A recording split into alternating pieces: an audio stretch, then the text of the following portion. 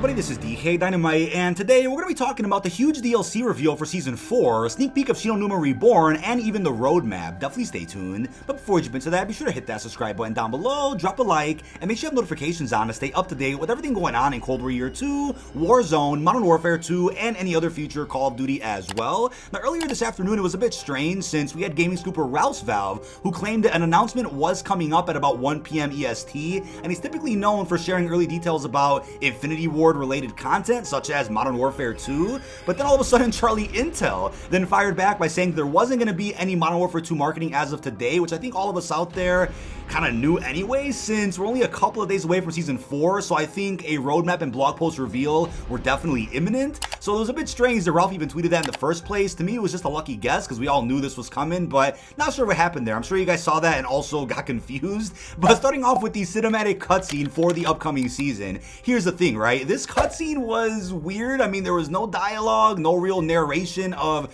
what was really going on here, and it really throws off the direction of the post-launch story. I mean, first of all, Vanguard took place post-World War II in the 40s, and then Seasons 1 and 2, those cutscenes, were before the Vanguard campaign, kind of explaining how Butcher set up different task forces around the world and would eventually meet Task Force Vanguard. But then Season 3 was like, okay, here's Godzilla and King Kong with Operation Monarch, and this takes place in the early 50s. So we're like, wait, there's a 6-year time jump here, and now we're in the late 70s with Season 4, which is close to the era of Black Ops, which I would presume is trying to get us closer to the early 80s. I think it's 1984 where that cutscene takes place featuring Butcher and then Woods' crew. So I'm not sure what's going on with this post-launch story. It definitely is weird, feels very disjointed, and definitely not as organized as the story we got for Cold War or even Modern Warfare 2019. I'm just being honest with you. But it looks like Butcher's first interaction with Arthur is over some gold. It's over in Caldera, and they're actually against each other. They miss all those shots in beautiful fashion as if they're stormtroopers here in this cinematic, which is weird, but let me know how you feel about this cutscene down below in the comments. Now, when it comes to the roadmap for Season 4,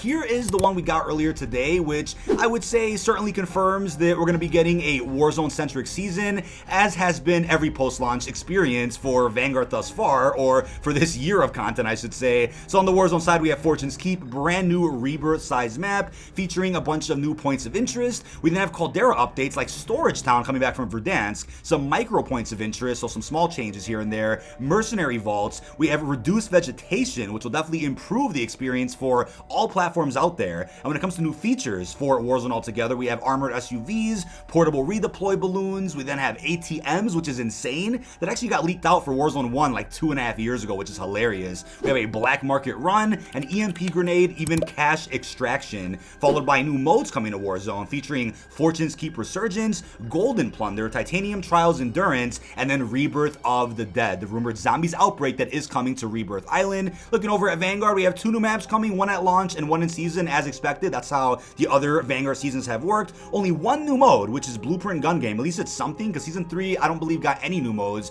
for Vanguard whatsoever. And don't forget about zombies. Numa Reborn, featuring Wonder Weapon Quest, narratives, Pack-a-Punch camos, story intel, and much more, followed by the weapons, operators, and more towards the bottom right. Definitely some impressive looking bundles there, and Butcher was rumored to be a playable character in this season for a while, so I'm not surprised that this is going to be what's releasing really soon. But we'll talk more about that Vargo S coming to Vanguard later in this video. I mean, that's a pretty solid weapon in Cold War. I'm wondering how that's going to translate here into this game. But I said, you know what, considering the long wait it's been for new zombies content, I'm going to make this a zombies focused video here for you guys. So starting off with Numa Reborn. I typically start these videos off with like multiplayer or Warzone, but tonight we're going to do zombies for you guys. I'm like, why not? It'll be my zombies video for the week. So as Treyarch went ahead and confirmed, tune in next week for a Numa gameplay guide from Call of Duty, and then patch notes at the Sledgehammer Games blog. For now, dive into everything Season 4 has to offer with the link that I'll also have down below in this video's description, the official blog post that we got today. They also went ahead and said, speaking about Pack-a-Punch, the cost for level 1 has been reduced to 5,000 essence.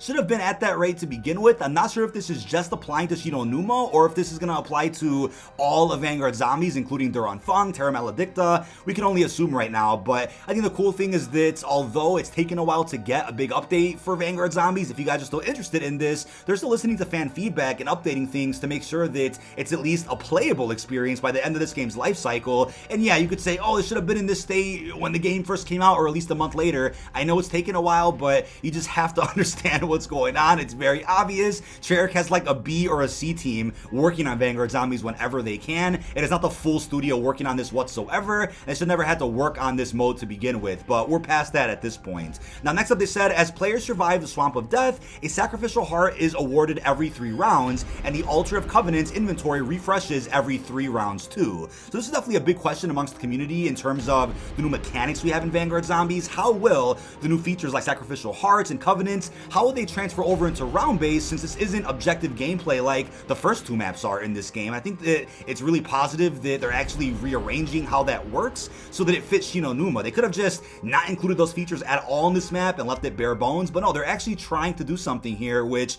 if it's successful, they can also reapply in their next Call of Duty, which is also going to be using the same engine as Vanguard and Modern Warfare. Additionally though, classic wall buys will return with a dynamic twist. Starting at round 6, wall buys will have a chance to increase in Pack-a-Punch level every round all the way up to level 3 at higher rounds. So this is also something that I think Cold War kind of set the foundation for in terms of giving us a reason to look at the mystery box or wall buys on some of those higher rounds instead of just relying on your loadout weapon and then packing that and then going for a wonder weapon. I think it's important that they give us a purpose to wanting to get a wall buy or spin the box such a high round, since you can get a Pack-a-Punch version, if not more, of that weapon, which could definitely come in handy during some of the more difficult waves that feature some annoying bosses. But here's one of the cooler parts: new main quest and then wonder weapon. Wade through the swamps as you journey on a multi-step quest culminating in a devastating battle. Complete the quest in full to show off your progress with a new calling card. Watch for hidden secrets throughout in the form of multiple side quests waiting to be uncovered in the swamps.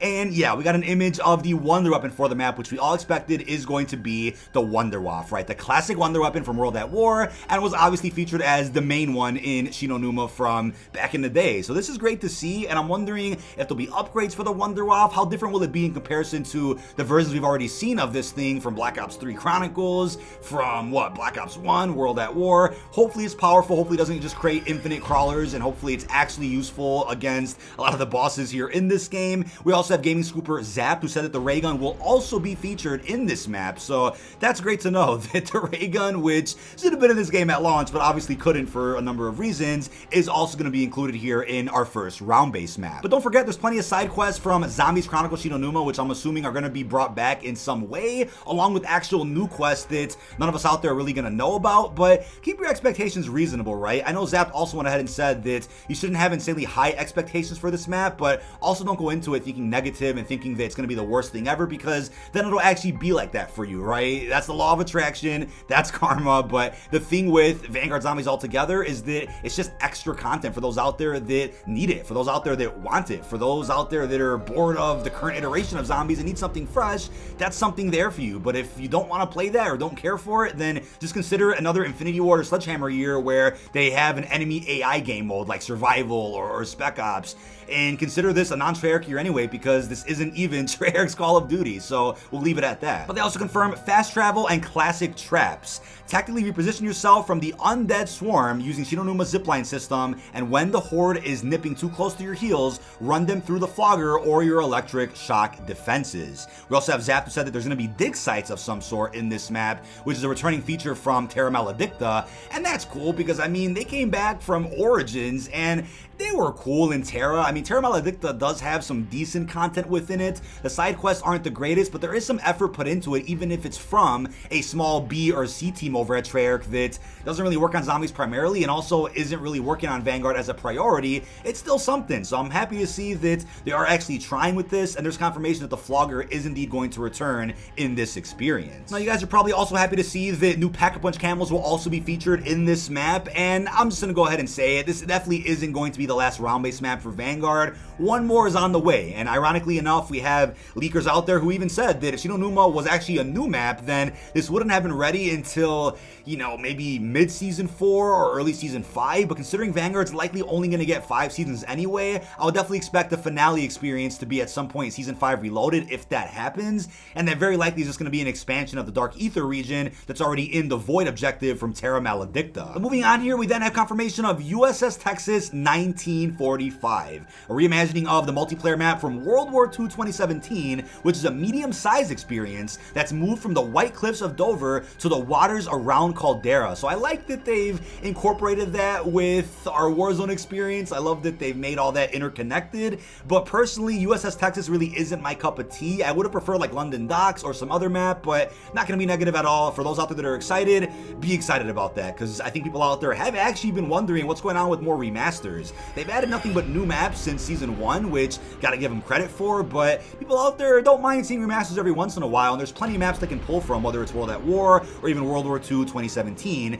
The next map is going to be called Desolation, deployed to a Pacific listening post in this small to medium-sized map set in a dense village littered with destruction. Large mountains and a vast landscape engulf the environment as you battle around the central building and along its creekside fortifications. But for our only new game mode, we have Blueprint Gungame mode that was already in Black Ops Cold War. Be the first operator to progress through all 18 weapons to win the match, eliminate an enemy to cycle to the next weapon, melee an enemy to set them back one weapon, and get the final throwing knife animation, or elimination, excuse me, to secure a victory. No perks, streaks, or custom loadouts are allowed, which is obvious, and it's definitely going to be a mode where they kind of advertise all the blueprints that you could buy in the shop, but could also use for free just through this exclusive game mode. When it comes to ranked play though, they did say sharpen your competitive skills by competing in 4v4 matches using the same settings, maps, and modes as the 2022 Call of Duty League. You can now get even more unique ranked play rewards for securing wins and top placement against other players in the new season. Rewards include a sleek blue weapon camo, which damn is pretty sexy,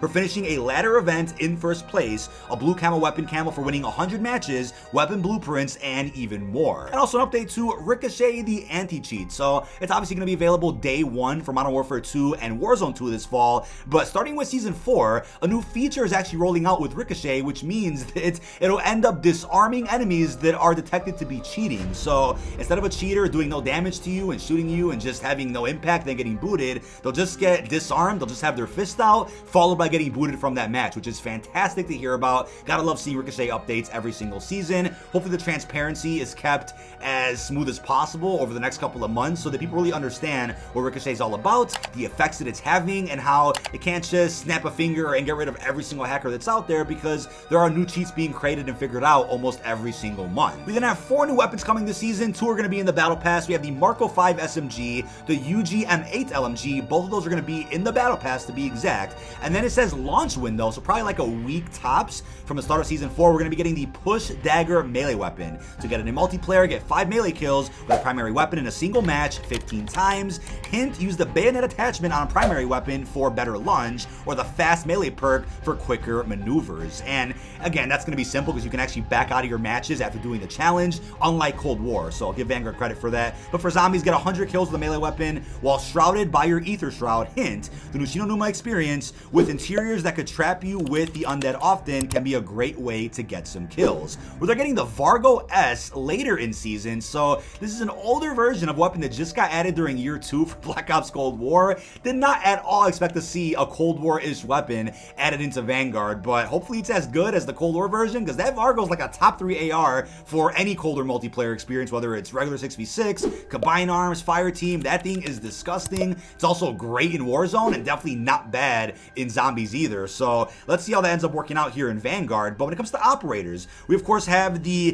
imitatable Captain Butcher, who's ready for deployment as a playable operator, alongside Special Operations Task Force trainer Callum Hendry. But then later in season, we're going to be getting Akena Alo, I think I said her name right, and those are the images on screen of our new operators for the season. I think it's been a long time in the works to get Butcher actually playable in COD, so I think people out there are definitely going to buy him or grind the Battle Pass to unlock him. This is going to be cool. See how many bundles he ends up getting later on throughout the year. But I talked a lot about Warzone already in a previous video, and we did learn some new details today though about what's coming to Caldera, Fortune's Keep, and then the fact that Rebirth is in fact going to stay in the game. Thank God the leakers or the gaming scoopers were wrong about that claim that Rebirth's going to get replaced by the new experience. It just would have been silly, right? Because we're only a couple months away from Warzone 2, so why get rid of Rebirth now? It just doesn't make any sense, and that can actually cause some irreversible damage to Warzone altogether, including its player base. If Rebirth, which is the only enjoyable experience for some right now, if that were to be removed, that just wouldn't be good. And Fortune's Keep could end up being a mini Caldera, which people out there might not like, but I love the fact that they're just keeping all 3 maps permanently in the game. But they are claiming that Fortune's Keep has been developed by High Moon Studios, camos,